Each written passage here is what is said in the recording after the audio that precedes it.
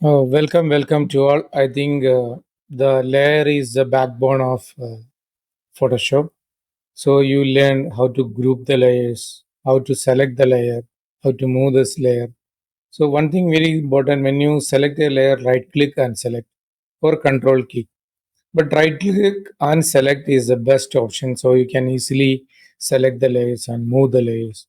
Once you completed a design of one layer, once what you need to do, you need to lock the layer, so when you move the mouse or any other things, it will not affect.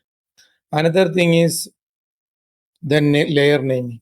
So each layer you name properly, then you don't have any difficulty for that. When you group the layer, put a group color also, so then you can understand, okay, this is a, that this layer is belongs to that.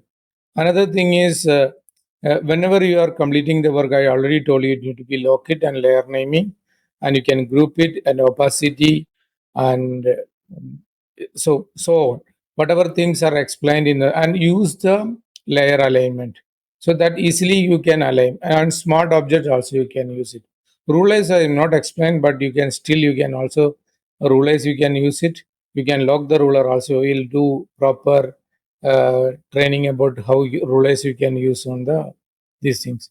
But I think that I have take enough how to use the rulers. And you understood that any new image you are open, that is not a PSD image, it is a normal image.